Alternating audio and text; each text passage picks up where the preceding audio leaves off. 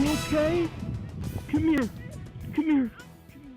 A sigh of relief after nearly 5 hours of searching and an Amber Alert. APD found 3-year-old Caroline abandoned in a parking lot early this morning. She was left there by a thief who stole a car with her inside. He's still on the run, but police, the girl's mother, and the community are thrilled little Caroline is okay.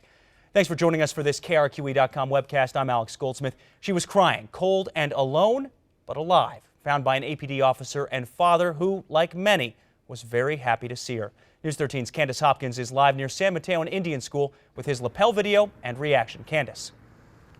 Alex, Caroline had been missing for nearly 5 hours when just after 1 a.m. APD officer Chris Posha noticed something purple on the ground over here in this parking lot. It was little Caroline.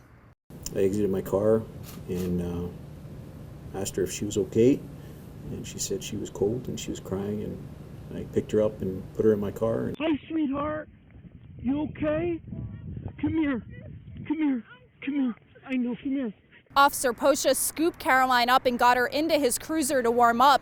Members of the motorcycle club, Guardians of the Children, had been help searching with him. They helped comfort her before an ambulance arrived and she was reunited with her mom. It's still unclear if Caroline had been here the entire time she was missing. Her mother's car was taken from the Smith's parking lot at Lomas and San Pedro just before 8:30. She was filling up water jugs just feet from the running car when a man jumped in and took off. Caroline was strapped in the back. A Good Samaritan chased the car for several blocks but lost track of it. The car was found 3 miles away in the Savers parking lot on Carlisle, but Caroline wasn't there, prompting a massive search and an Amber Alert. While Caroline has been found, her abductor hasn't been caught. I think there's a feeling that this guy's a real scumbag for doing that. I mean, I don't know what he was thinking or doing, but I know he left her, just abandoned the child on the side of the road.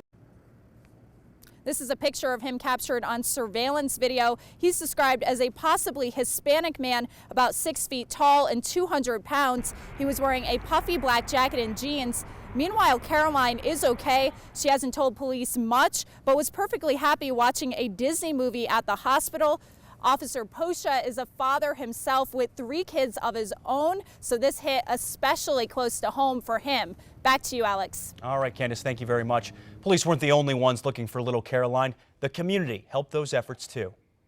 Caroline! Volunteers stepped up to help too, like these people who drove through neighborhoods near the Smiths calling her name, and others who gathered at the store to offer help. Yeah, I have a 3-year-old daughter at home, so it just made me want to call him, go do something. If it was mine, I'd want as many eyes and ears open as possible. A lot of people are wondering why the Amber Alert for Caroline didn't come out until more than 4 hours after she was taken. APD tells us because it's a national system, putting an Amber Alert out takes a lot of time and paperwork. We will be following this story as police continue to search for that suspect. We'll have the very latest on air and online. Meanwhile, a man was arrested for leaving his 4-year-old with 2 drunk men on New Year's Day. Police say they found a 4-year-old crying outside with no jacket at the Deluxe Inn Motel near Central and Tramway Friday evening. The 2 men who were supposed to be taking care of her were passed out drunk. APD tracked down her dad, Isaac Valensky.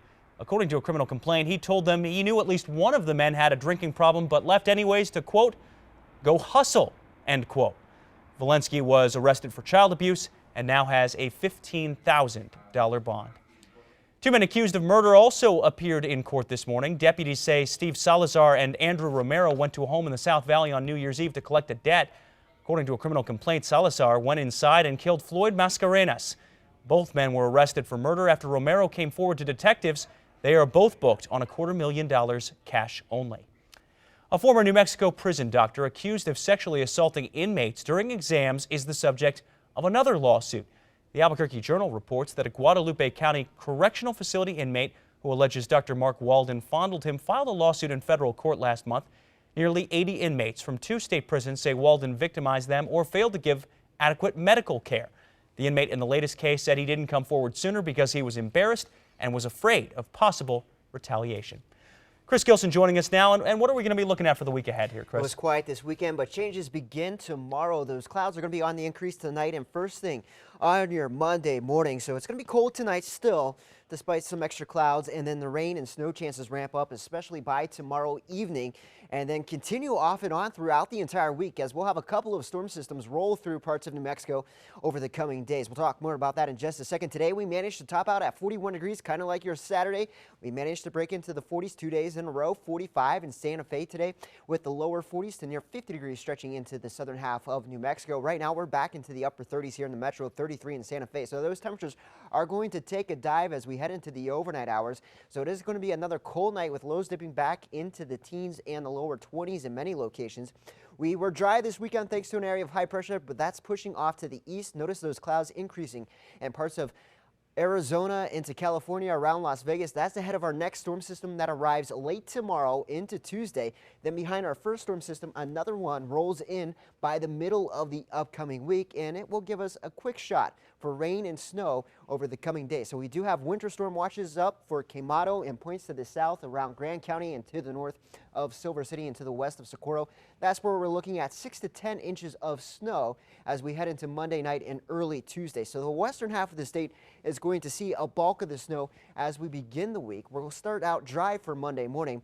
It's late Monday, especially around lunchtime into dinner time, that we'll start to see those snow and rain chances ramping up. This storm system's on the warmer side, so we'll have a rain-snow mix here in the metro with the chance for some snow along the central mountain chain into the Sacramento Mountains for tomorrow. And that snow chance will increase into the Sacramento Mountains over into Roswell and Carlsbad by early Tuesday morning. Have a little bit of a break Tuesday afternoon into the evening hours before our next storm system rolls in during the overnight hours of Tuesday into early Wednesday. So the forecast for the snowfall, again, light accumulations because we're going to have that rain-snow mix, but the area of concern will be around the Gila to the north of Silver City. That's where we could have 6+ inches of snow, as much as 6 to 10 inches of snow. Then as we head into Wednesday around the Four Corners, the snow chances will increase. And then you can see those deeper, darker blues indicating where we could have 6 to 12 inches of snow, especially in the San Juans of southwest Colorado. And also in northern New Mexico, the Jemez Mountains could also do very well in the coming days with the next storm system by Wednesday and Thursday. Durango, Pagosa Springs, and Cortez looking at highs back into low to mid 30s. And then those snow chances increase for Monday night into Tuesday. Then another round possible by Wednesday into Thursday with highs stuck in the upper 20s and lower 30s. Farmington, Gallup, and Grants looking at the 30s and lower 40s for afternoon highs after starting out in the teens. We'll be dry to start. Again, it's after lunchtime for the drive home from work that we'll have that rain-snow mix.